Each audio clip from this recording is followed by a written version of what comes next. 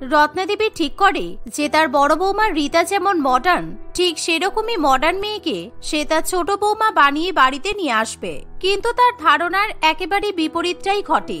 রত্নাদেবীর ছোট ছেলে রাজ গ্রামে কাজ করার সময় গ্রামের মেয়ে সুচরিতাকে পছন্দ করে বসে। তাই সে বাড়িতে কাউকে কিছু না জানিয়ে সুচরিতাকে বিয়ে করে তার হাত ধরে তাকে বাড়িতে নিয়ে আসে। ছোট ছেলের এরকম কাজ দেখে মা এবং বৌদি ভীষণ পরিমাণে অবাক হয়। প্রথমে তারা কিছুতেই সুচরিতাকে মেনে নিতে চায় না। রাজ, তুই গ্রামে গিয়ে একটা গ্রামের মেয়েকে বিয়ে করে নিয়ে আসলি, আর আমাকে একবারও জানানোর প্রয়োজন মনে করলি না? তুই আমার বাড়ির ছোট ছেলে, তাই তোর বিয়ে নিয়ে আমাদের অনেক স্বপ্ন ছিল, কিন্তু তুই আমাদের স্বপ্নে জল ঢেলে দিলি। হ্যাঁ রাজ, মা একদম ঠিক কথাই বলেছে।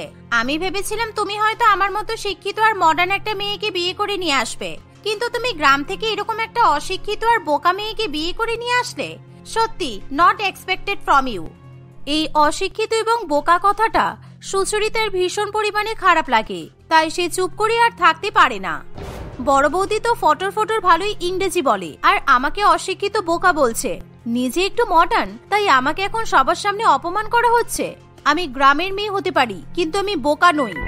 এই বলে সুচরিতা সবার সামনে দিয়ে রাজের সঙ্গে নিজের ঘরে চলে যায়।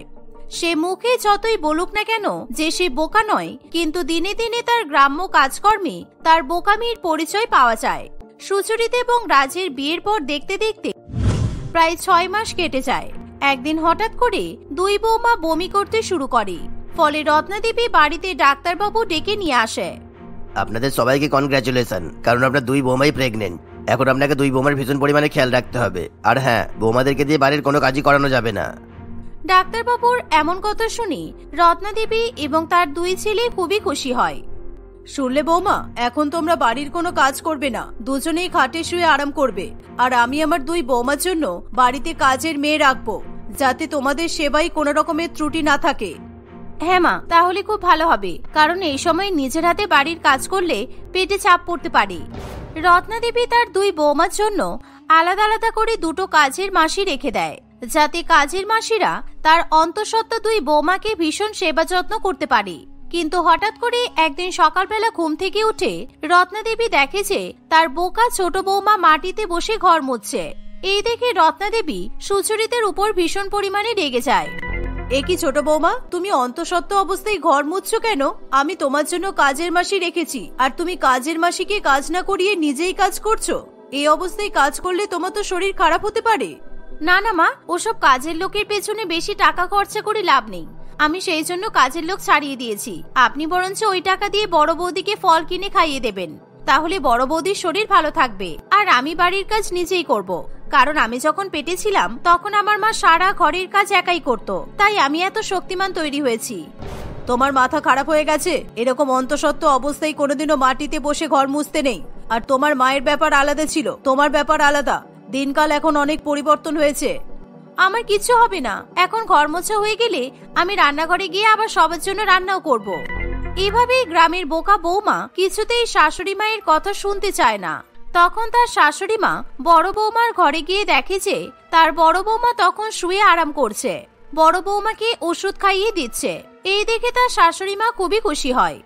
ছোট বৌমা যদি তোমার মতো মডার্ন হতো তাহলে আমার কোনো চিন্তাই থাকতো না। তুমি কি সুন্দর কাজের মাসিকে দিয়ে সব কাজ করাচ্ছ, আর নিজের পেটে থাকা সন্তানের খেয়াল রাখছো। কিন্তু ছোট বৌমা কাজের মাসিকে তাড়িয়ে দিয়েছে আর নিজেই একা সব কাজ করছে। আমি আপনার ছোট বৌমাকে অনেকবার বারণ করেছিলাম, কিন্তু ও তো কোনো কথাই শোনেনি।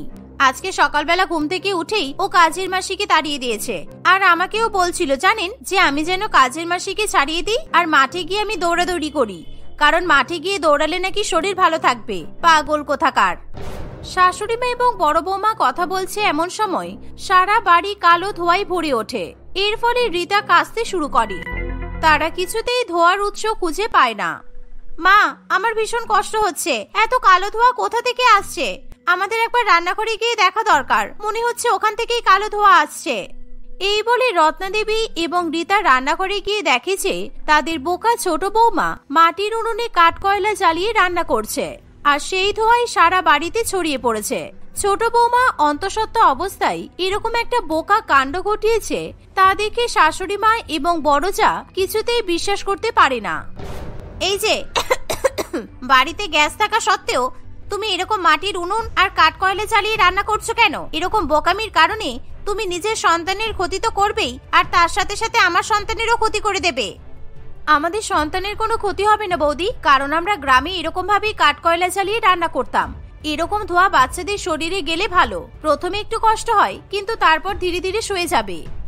রীতা কিছুতেই এরকম কালো ধোঁয়া সহ্য করতে পারে না, তাই সে নাক মুখ চাপা দিয়ে নিজের ঘরে গিয়ে শুয়ে পড়ে। এভাবেই দেখতে দেখতে কিছুদিন কাটে। অন্তঃসত্ত্বা অবস্থায় সুচরিতার বোকামি যেন বেড়েই চলে। এভাবেই দেখতে দেখতে 9 মাস পর বাড়ির 2 বৌমা দুটো ফুটফুটে পুত্র সন্তানের জন্ম দেয়। মডার্ন বড় বৌমার ডেলিভারি খুব সহজেই হয়ে গেলেও ছোট বৌমার ডেলিভারি হতে সামান্য সমস্যা দেখা দেয়, কারণ সে অন্তঃসত্ত্বা অবস্থায় এত পরিমাণে কাজ করেছিল যে তার ডেলিভারিতে সমস্যা হয়।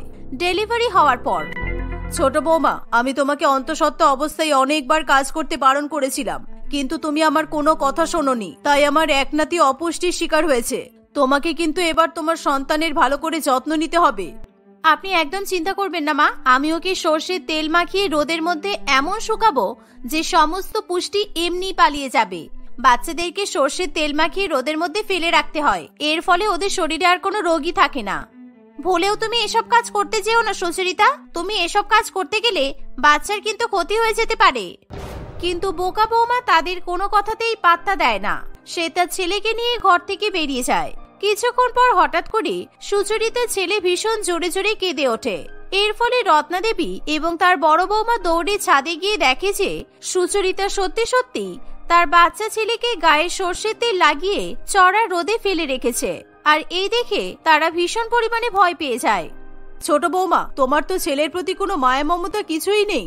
এত চড়া রোদের মধ্যে নিজের ছেলেকে কেউ ফেলে রাখে? তোমার ছেলের গায়ে এবার ফোসকা পড়ে যাবে। নিজের ছেলেকে এরকম ভাবে কষ্ট দিও না তুমি।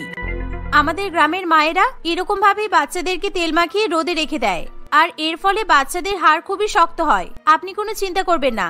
আর বড় বৌদি, এবার নিচ থেকে তোমার ছেলেকেও নিয়ে এসো, তোমার ছেলেকেও সর্ষের তেল মাখিয়ে দেব, তাহলে 2 ভাইয়ের হাড় একেবারে শক্ত হয়ে যাবে।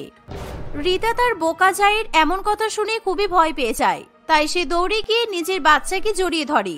সেই জন্য সুচরিতা তার মডার্ন জায়ের বাচ্চার গায়ে হাত লাগাতে পারে না। এভাবেই দেখতে দেখতে কিছুদিন কাটে। একদিকে বাড়ির মডার্ন বড় বৌমা বাড়ির কাজের মাসির সাহায্যে নিজের ছেলের খুবই ভালো মতো খেয়াল রাখে, আর অন্যদিকে বোকা বৌমার বাচ্চা ছেলে সবসময় কান্নাকাটি করে। একি সুচরিতা, তোমার 5 মাসের ছোট বাচ্চাকে তুমি গরুর খাঁটি দুধ আর ঘি খাওয়াচ্ছ কেন? গরুর দুধ ভীষণ ভারী হয়, তুমি জানো না? এরকম গরুর দুধ আর ঘি বাচ্চাদের পেটে সহ্য হয় না। বাচ্চাদেরকে সব খাওয়াতে হয় বৌদি, না হলে ওসব ডাক্তারবাবু কি সেরিলেক 1, তারপর আবার কি সব গুঁড়ো দুধ জলে মিশিয়ে খেতে দিয়েছে, ওইসব খেলে আমার ছেলের পেট খারাপ করবে, আর ঘি খাইয়েই মানুষ করব, কারণ আমি নিজে ছোটবেলায় গরুর দুধ আর ঘি খেয়ে মানুষ হয়েছি। সুচরিতা তার ছোট 5 মাসের ছেলেকে গরুর দুধ এবং ঘি খাওয়ানোর ফলে বাচ্চা ছেলেটি ভীষণ পরিমাণে কান্নাকাটি করতে থাকে।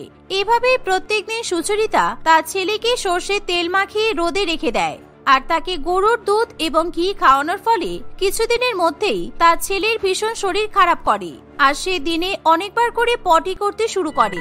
কিন্তু তবুও সুচরিতা তার বোকামি ছেড়ে দেয় না। অন্যদিকে মডার্ন বৌমার ছেলে বেশ সুন্দর ফুটফুটে হয়, আর ইতিমধ্যে সে বসতেও শিখে যায়। কিন্তু সুচরিতার ছেলে সারাদিন নির্জীব হয়ে বিছানায় পড়ে থাকে। মা, আমার মনে হয় সুচরিতার ছেলেকে এবার ডাক্তার দেখানো দরকার, না হলে কিন্তু বাড়ির একটা বড় ক্ষতি হয়ে যাবে। আপনি আপনার বোকা বৌমার কথা শুনবেন না, আপনি এক্ষুনি ডাক্তার ডেকে নিয়ে আসুন। হ্যাঁ বৌমা, তুমি একদম ঠিক কথাই বলেছো, আমি এক্ষুনি ডাক্তার ডাকছি। আরে, আমার ছেলের কিচ্ছু হয়নি, ওর মনে হয় খারাপ নজর লেগেছে, তাই আমি ওর নজরটা ঝাড়িয়ে দিলে আমার ছেলে একেবারে ঠিক হয়ে যাবে, ডাক্তার ডাকার কোনো দরকার নেই। এই বলে সুচরিতা তার ছেলেকে নিয়ে ঘরে চলে যায়। সে নজর ঝাড়ানোর জন্য নিজের ছেলের চোখে, মাথায় এবং সারা গায়ে মোটা করে কাজল পরাতে শুরু করে। আই চাঁদাই সোনার কপালে টিপ দিয়ে যা, আমার ছেলের গায়ের থেকে যেন সব খারাপ নজর কেটে যা, আমার ছেলের শরীর যেন একেবারে ঠিক হয়ে যায়। সুচরিতার এরকম কাজল পরানো কাণ্ড দেখে তার শাশুড়ি মা এবং বড় যা ভয়ের চোটে আটকে ওঠে। বৌমা, তুমি তোমার ছেলেকে নিয়ে যা ইচ্ছে তাই শুরু করেছো। একেবারে বোকা মেয়ে কোথাকার। এরকম করে কাজল পরিয়েছো বলে তোমার ছেলের গায়ে আবার র্যাশ উঠেছে, আর তোমার ছেলের চোখ পুরো লাল হয়ে গেছে। আমি আমার নাতির উপর এরকম অত্যাচার আর কিছুতেই সহ্য করব না। বোকা মেয়ে, তুমি যদি এবার বেশি বাড়াবাড়ি করো তাহলে আমি তোমার নামে বাচ্চাদের উপর অত্যাচার করেছো বলে পুলিশে কমপ্লেন করব। তুমি যেদিন থেকে বাড়িতে বিয়ে করে এসেছো তুমি সেদিন থেকেই প্রমাণ করতে চাইছো যে শহুরে আদব কায়দা খারাপ আর গ্রামের আদব কায়দা ভালো, কিন্তু সবসময় গ্রামের আদব কায়দা ভালো নাও হতে পারে। আমি আপনাদের কোনো কথা শুনবো না, আর আমার ছেলের নজর যখন কাটছে না তখন আমি আমার ছেলেকে ঝাঁটার বাড়ি মারবো, কারণ আমাদের গ্রামে ওঝারা বাচ্চাদেরকে ঝাঁটার বাড়ি মেরে ঠিক করে দেয়। ঝাঁটার বাড়ি মারলে আমার ছেলে একদম ঠিক হয়ে যাবে। এই বলে সুচরিতা ঝাঁটা নিয়ে এসে তার নিজের ছেলেকে মারতে যায়, আর তখনই সঙ্গে সঙ্গে রীতা ও রত্না দেবী সুচরিতার হাত চেপে ধরে, আর সেই সাথে রীতা সুচরিতার গালে একটা জোরে থাপ্পড় মারে। তুমি যে এরকম ধরনের বোকা আর অসভ্য মেয়ে আমাদের জানা ছিল না। তোমাকে ঘাড় ধাক্কা দিয়ে বাড়ি থেকে তাড়িয়ে দেওয়া উচিত। তোমার এত বড় সাহস যে তুমি তোমার এই ছোট ছেলেকে ঝাঁটার বাড়ি মারবে। তুমি সেই অন্তঃসত্ত্বা অবস্থা থেকে যা নয় তাই শুরু করেছিলে, কিন্তু আমি এতদিনে তোমাকে কিচ্ছু বলিনি। তবে আজকে আমি তোমাকে ছেড়ে কথা বলবো না। এই বলে রীতা ডাক্তারবাবুকে ফোন করে আর তাকে ফোনের মধ্যে সমস্ত ঘটনা বলে দেয়। ডাক্তারবাবু ভীষণ ভয় পেয়ে যায় আর তাড়াতাড়ি করে সেখানে ছুটে আসে। সুচরিতা, আমি আপনাকে বারবার বলেছিলাম যে আপনার ছেলে অপুষ্টির শিকার হয়েছে, আর ছেলেকে ভালো করে যত্ন নিতেও বলেছিলাম, কিন্তু আপনি তোকে গরুর দুধ ঘি খাইয়েছেন, সর্ষের তেলও মাখিয়েছেন, রোদে রেখেছেন, আর এখন আবার ঝাঁটার বাড়ি মারছেন। আপনার ছেলেকে দেখে মনে হচ্ছে আর বেশি দিন বাঁচবে না। আমার আর কিচ্ছু করার নেই।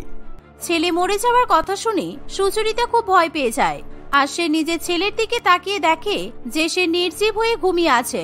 হাজারবার ডাকলেও সুচরিতার ছেলে সাড়া দেয় না, ফলে ডাক্তারবাবু তৎক্ষণাৎ সুচরিতার ছেলে চিকিৎসা করতে শুরু করে দেয়। আমার ভুল হয়ে গেছে, আমি আর কখনো আমার ছেলের উপর বোকা বোকা অত্যাচার করব না।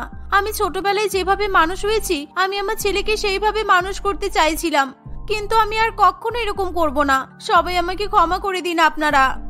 ডাক্তারবাবু অনেক কষ্ট করে সেই ছোট্ট ছেলেকে সুস্থ করে তোলে। তারপর থেকে সুচরিতা আর কোনোদিনও কোনো বোকামি করে না, আর রীতার কাছ থেকে সে ছেলে মানুষ করার ভালো করে শহুরে আদব কায়দা শিখে নেয়। ফলে সে আর আগের মতো বোকা থাকে না। এভাবেই তারা দুই যা মিলে সুখে শান্তিতে সংসার করে এবং ভালো করে তাদের ছেলে মানুষ করতে থাকে। রিমিতা খুবই সরল সিধেসাদা একটি মেয়ে ছিল। তার আচার ব্যবহার খুবই নম্র এবং ভদ্র ছিল। সে একজন গ্রামের মেয়ে ছিল। সে গ্রাম থেকে পড়াশোনা করতে শহরে এসেছিল। গ্রামের মেয়ে হওয়ায় তার পোশাক আশাক শহরের মেয়েদের থেকে একেবারেই আলাদা ছিল। সে গ্রামের মেয়েদের মতোই কলেজে কখনো শাড়ি আবার কখনো বা চুড়িদার পরে আসতো। সেই কারণে ওই কলেজের অন্যান্য শহুরে মেয়েরা তাকে অপমান করত, আর রিমিতাকে কেউ পাত্তা দিত না। সকলেই রিমিতাকে এড়িয়ে চলত, কিন্তু ওই কলেজের একজনই ছিল যে রিমিতার খুবই কাছের ছিল। সরি আকাশ, আমার আসতে খুব লেট হয়ে গেছে। আজকে রাস্তাঘাট প্রচন্ড জ্যাম ছিল। বাস থেকে নেমে আমি কোনো অটো পেলাম না, সেই কারণে আমাকে হেঁটেই আসতে হলো। তুমি অটো পাওনি নাকি অটো ভাড়া দেওয়ার মতো তোমার কাছে টাকা ছিল না, আর সেই জন্যই তুমি হেঁটে হেঁটে এসেছো? আর গ্রামের লোকজনের এরকমই হয়, তাদের কাছে বাস গাড়িতে চলার মতো বেশি টাকা না থাকায় তাই হেঁটেই যাতায়াত করে। আকাশ, তুমিও তাহলে আমাদের কলেজের বাকি সকলেরই মতো? আমি গ্রামের মেয়ে বলে, আমি গরিব বলে সবাই আমাকে অপমান করে, আর আজকে তুমিও আমাকে অপমান করলে। এতদিন পর্যন্ত আমার যতটা কষ্ট হয়নি, তুমি আমাকে অপমান করলে বলে আমার অনেক কষ্ট হয়েছে। তার মানে তুমি সকলের মতোই? আরে রিমিতা, শান্ত হও। আমি তো তোমার সঙ্গে মজা করলাম। তুমি না সত্যি এখনো পর্যন্ত আমাকে বুঝতে পারলে না। আমি তো শুধু একটু তোমার সঙ্গে মজা করছিলাম জাস্ট, আর তুমি একদম সিরিয়াস হয়ে গেলে। আমি সত্যি বলছি, আমি তোমার সাথে ইয়ার্কি করেছি। আচ্ছা, তুমি মজা করছো আমার সঙ্গে? তুমি তাহলে একটা কথা বলো তো, শুধু আমাদের কলেজে নয়, এই শহরে অনেক সুন্দর সুন্দর মডার্ন বড়লোক সুন্দরী রূপবতী মেয়ে আছে, তারপরও তুমি আমার মতো একজন গ্রামের গরিব মেয়েকে কেন পছন্দ করেছো বলো? তোমার মধ্যে যেটা আছে সেটা শহরের মেয়েদের মধ্যে নেই রিমিতা। তুমি খুবই সরল, তোমার মন খুব ভালো। আমি তোমাকে কারোর সঙ্গে কখনোই তুলনা করতে পারবো না। আমার কাছে যতই সুন্দরী মেয়ে আসুক না কেন, আমি সবসময় তোমাকেই পছন্দ করব। আকাশের কথা শুনে রিমির মুখে হাসি ফোটে। মুখে হাসি থাকলেও রিমির মাথায় অন্য কিছুই চলছিল। সে আকাশের কথাগুলো যেন পুরোপুরিভাবে বিশ্বাস করতে পারছিল না। রিমিতার মনে হচ্ছিল আকাশ হয়তো তার সঙ্গে মিথ্যা নাটক করছে। রিমিতা তার এই মনের কথাগুলো প্রকাশ করে না। সে আকাশের সঙ্গে কিছুক্ষণ সময় কাটিয়ে আবার হোস্টেলে ফিরে আসে। হোস্টেলে ফিরে এসে সে আলমারি থেকে একটা দামি ফোন বের করে। ওরে বাবা, মায়ের 10টা মিসড কল। মা এতবার ফোন করেছে, মাকে একবার ফোন করি। হ্যাঁ মা, বলো কেমন আছো তুমি? আমি কেমন আছি সেটা পরে বলবো, আগে তুমি বলো, তুমি ফোনটা ধরনি কেন? তুমি জানো না তুমি ফোন না ধরলে আমি কতটা টেনশনে পড়ে যাই? তুমি এরকম ভাবে একা একা থাকো সব সময়, আমি আর তোমার বাবা কত চিন্তা করি তুমি জানো তো? মা তুমি একটু শান্ত হও, আমার সঙ্গে যতদিন আকাশ আছে ততদিন আমার কিচ্ছু হবে না। রিমিতার মুখে একটি ছেলের নাম শুনে তার মা বড্ড অবাক হয়। মানে এই আকাশটাকে? শহরের কোনো ছেলেকে কি তোমার পছন্দ হয়েছে? তুমি পড়াশোনা না করে তাহলে এসব করছো? তুমি জানো না শহরের ছেলেরা কেমন হয়? না মা, আমি পড়াশোনা করছি না কে বললো তোমাকে? আকাশ খুব ভালো, আমি আকাশের কথা তোমাদের বলবোই ভেবেছিলাম, কিন্তু আমি তার আগে ভেবেছিলাম আকাশের একটা পরীক্ষা নেব, তারপর তোমাদেরকে জানাবো। আকাশকে আমার ভালো ছেলে বলেই মনে হয়, কিন্তু তবুও মনের মধ্যে কোথাও যেন একটা ওকে নিয়ে সন্দেহ থেকেই যাচ্ছে। দিন দিন তোমার সাহস বেড়ে যাচ্ছে, এতদূর পর্যন্ত তুমি এগিয়ে গেছো, অথচ তুমি তোমার বাবা মাকে এই ব্যাপারে কিছুই জানাওনি। আমরা কালকেই তোমার কাছে আসছি, ওই আকাশের ব্যাপারে তোমার বাবা সবকিছুই খুঁজে বের করবে। না মা, দয়া করে তোমরা এরকম করো না, যা করার আমি করব, তোমরা এটা আমার উপরে ছেড়ে দাও। আর কালকে যদি তোমরা আসো তাহলে প্লিজ খুব সাধারণ ভাবে আসবে, তোমাদেরকে দেখে আকাশ যেন কিছুই বুঝতে না পারে, এমন ভাবে আসবে যাতে তোমাদেরকে দেখে গরিব বলে মনে হয়। এই বলে রিমিতা তার মায়ের ফোনটা কেটে দেয়। রিমিতার মুখে ওই কথাগুলো শুনে তার মা বড্ড চিন্তায় পড়ে। তাকে চিন্তা করতে দেখে রামমোহন বাবু বলে, কি হলো গিন্নি, তোমাকে এত চিন্তিত মনে হচ্ছে কেন? একটু আগেই তো তোমার মেয়ের সঙ্গে কথা বলছিলে, তাহলে এখন তোমার মুড অফ হয়ে গেল কেন? তোমার মেয়েটা তো কোনো কথাই খুলে বলতে চায় না, একেবারে তোমার মতোই হয়েছে। তোমার মেয়ে আকাশ নামে কোন একটা ছেলের চক্করে পড়েছে, আমরা কালকেই ওর কাছে যাব, ব্যাপারটা আমাদের ভালো করে জানতে হবে। আসলে রামমোহন বাবু ছিল মাধবপুর গ্রামের জমিদার। রামমোহন বাবুর বিশাল বিশাল সম্পত্তি ছিল, তাকে শুধুমাত্র গ্রামের লোকজন নয়, রিমিতে যে শহরে থাকতো ওই শহরের অনেক লোকজনই তাকে খুব ভালো মতোই চিনত। এক কথায় রামমোহন বাবুর খুবই নাম ডাকছিল। রিমিতার কথা মতো পরের দিনই গায়ত্রী দেবী এবং রামমোহন বাবু রিমিতার সঙ্গে দেখা করতে চলে যায়। তারা রিমিতার কথা মতো খুবই সাধারণ পোশাক আশাক পরে সেখানে এসেছিল। রিমিতা আকাশের ব্যাপারে তার বাবা মাকে সবকিছু বুঝিয়ে বলে। আকাশের সঙ্গে নিজের বাবা মায়ের পরিচয় করিয়ে দেওয়ার জন্য রিমিতা ফোন করে আকাশকে সেখানে ডাকে। আকাশ সেখানে এসেই প্রথমে রিমিতার বাবা মাকে প্রণাম করে। কেমন আছেন আপনারা? আপনাদের সঙ্গে দেখা করার অনেকদিন থেকে ইচ্ছা ছিল, আমি ভাবতেই পারিনি যে এত তাড়াতাড়ি আপনাদের সঙ্গে দেখা হয়ে যাবে। আকাশের এরকম নম্রভদ্র আচরণ দেখে রিমিতার বাবা মা দুজনেরই খুবই ভালো লাগে। এমনকি আকাশের সঙ্গে রিমিতার বিয়ে দেওয়ার জন্য তারা রাজি হয়ে যায়। কিন্তু সমস্যা হয় একটাই, আকাশের মা মালতী দেবীকে নিয়ে। মালতী দেবী একজন ভীষণই লোভী প্রকৃতির মহিলা ছিল। আকাশের মায়ের চারিত্রিক বৈশিষ্ট্য সম্পর্কে রিমিতা অনেক ভালো মতোই অবগত ছিল, কারণ এর আগে আকাশ একবার রিমিতাকে তার বাড়িতে নিয়ে এসেছিল। সেদিনই আকাশের মায়ের আচার ব্যবহার দেখে রিমিতা তাকে খুব ভালো মতোই চিনে গিয়েছিল। রিমিতা খুব ভালো মতোই জানতো তাদের বিয়ের সময় মালতী দেবী সমস্যা সৃষ্টি করবে, আর এখন ঠিক সেটাই হয়। তোকে আমি আগেও বলেছি, এখনো বলছি, ওই মেয়েটার চক্করে পড়িস না। ওই গ্রামের গরিব ভিখারি মেয়েটা তোকে ফাঁসিয়েছে, ওই চাল থেকে তুই বেরিয়ে আয়। শহরে এত সুন্দর সুন্দর মডার্ন বড়লোক মেয়ে থাকতে তুই ওরকম একটা গ্রামের গরিব ভিখারি মেয়েকে কেন বিয়ে করবি? আমি তোর জন্য অনেক সুন্দর আর বড়লোক মেয়ে দেখবো। না মা, আমি বিয়ে করলে শুধুমাত্র রিমিতাকেই বিয়ে করব, আর এই সমস্ত কথা তুমি কখনোই রিমিতার সামনে বলবে না, তা না হলে রিমিতা আমাকে খারাপ ভাববে। রিমিতা গ্রামের গরিব মেয়ে হতে পারে, কিন্তু তবু ওর মধ্যে একটা অদ্ভুত মায়া আছে যেটা তুমি কখনোই বুঝবে না। তুই এত বোকা কেন হয়েছিস বলতো? আজকাল ছেলেরা বড়লোক মেয়েদের বিয়ে করে, মেয়ে কি করে সেটা না দেখে এখন মেয়ের বাবা কি করে সে কতটা বড়লোক ছেলেরা এখন এসব দেখে, কারণ বিয়ের পর যাতে সে কোনো বিপদে আপদে সাহায্য পায়। আমাদের অবস্থা তো অতটাও ভালো নয়। হ্যাঁ মানছি তুই এখন চাকরি পেয়েছিস, কিন্তু মাসে 30,000 টাকায় কিছুই হয় না। তোমার কাছে 30,000 টাকা কম মনে হতে পারে, কিন্তু আমার কাছে 30,000 টাকা অনেক, আর রিমিতার কাছেও 30,000 টাকা অনেক। আর এই 30,000 টাকা দিয়ে আমরা তিনজনে খুব ভালো মতোই থাকতে পারবো, এটা আমার বিশ্বাস। তোমার কথা আমি কিছুতেই শুনতে পারবো না, আমাকে তুমি ক্ষমা করো। এভাবেই আকাশ তার মায়ের বিরুদ্ধে গিয়ে রিমিতাকে বিয়ে করে বাড়িতে নিয়ে আসে। তাদের বিয়ে হয়ে গেলেও মালতী দেবী রিমিতাকে বৌমা হিসেবে কখনোই মন থেকে মেনে নিতে পারে না। সে আকাশের সামনে কিছু না বললেও আকাশের অনুপস্থিতিতে সুযোগ পেলেই রিমিতাকে অপমান করে। এই শোনো, আজকে সকালবেলা তোমাকে আকাশ 5,000 টাকা দিয়েছে না শপিং করার জন্য, ওই টাকাটা আমাকে ফেরত দাও। কিন্তু মা, ওই টাকাটা তো আকাশ আমাকে শাড়ি আর জামা কাপড় কেনার জন্য দিয়েছে। আপনি তো জানেন আমি ভালো শাড়ি জামা কাপড় কিছুই নিয়ে আসিনি। তোমার বাবা মায়ের সামর্থ্য আছে তোমাকে ভালো দামি জামা কাপড় শাড়ি দেওয়ার মতো? এমন করে বলছো যেন তুমি একদম বড়লোক বাবার জমিদার বাবার একমাত্র মেয়ে। ঢং দেখলে একেবারে বাঁচা যায় না। গরিব মেয়ে গরিবের মতোই থাকবে, বেশি বড়লোক হওয়ার চেষ্টা করবে না। আমি বড়লোক হওয়ার চেষ্টা করছি না মা, আপনি তো আমাকে ভুল ভাবছেন। একদম মুখে মুখে তর্ক করবে না। কি মরতে যে আমার ছেলে তোমাকে বিয়ে করতে গিয়েছিল? তোমার মতো মেয়েকে নিয়ে সমাজে চলাই যাবে না। গ্রামের গেও ভূত একটা, 5টা লোকের সামনে নিয়ে যেতেই লজ্জা করে। তার উপরে তোমার বাবা এত গরিব। ওই যে আমাদের পাশের বাড়ির বল্টির ছেলে সঞ্জয় বিয়ে করেছে। বিয়েতে সঞ্জয়ের শ্বশুর মেয়ে জামাইকে একটা ফ্ল্যাট উপহার দিয়েছে। শুধু তাই না, যখনই কোনো সাহায্যের প্রয়োজন হয় তখনই শ্বশুর বাড়ি থেকে লক্ষ লক্ষ টাকা চলে আসে। ওরকম একটা মেয়ের সঙ্গেই আমি আমার ছেলের বিয়ে দেব বলে ভেবেছিলাম। মালতী দেবীর কথা শুনে রিমিতা মনে মনে খুবই কষ্ট পায়। তাকে অনেক কিছুই বলার ইচ্ছা করে রিমিতার, কিন্তু রিমিতা কিছুই বলে না। এরকম ভাবেই সময় কাটতে থাকে। দিনের পর দিন রিমিতার উপর অত্যাচার অপমান যেন বাড়তেই থাকে। হঠাৎ করে একদিন মালতী দেবীর হার্ট অ্যাটাক হয়, আর সেই সময় আকাশ বাড়িতে ছিল না।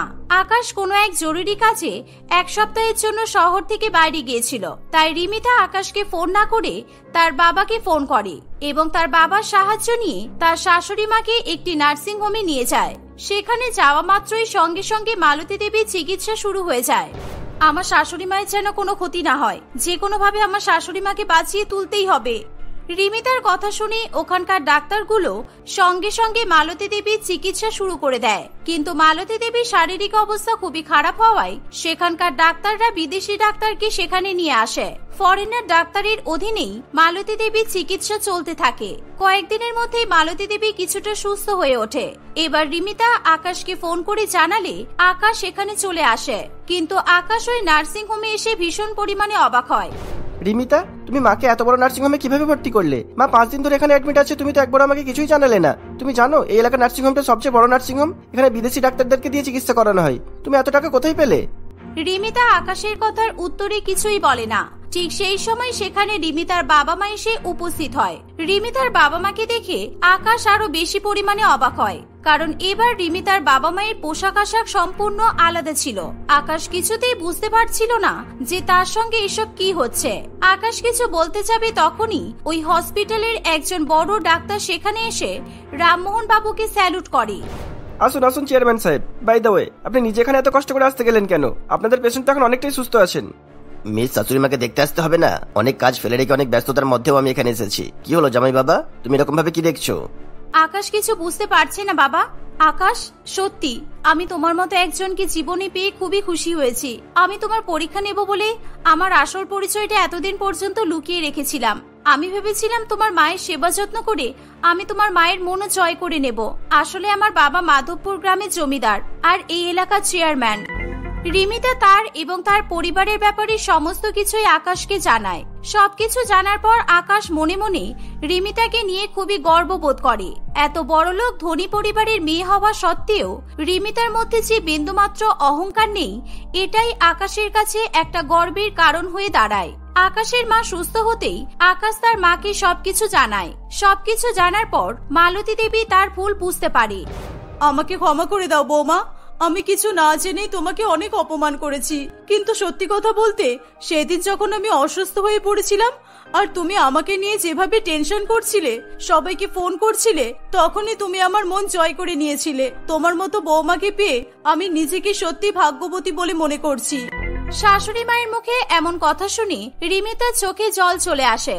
সে তার শাশুড়ি মাকে ক্ষমা করে দেয়। সেদিনের পর থেকে রিমিতার জীবন পুরোপুরি পাল্টে যায়। তার বর এবং শাশুড়ি মা অনেক অনেক ভালোবাসা দিয়ে তার জীবনটা একেবারে ভরিয়ে তোলে। এভাবে রিমিতা হাসি খুশি তার বৈবাহিক জীবন কাটাতে থাকে।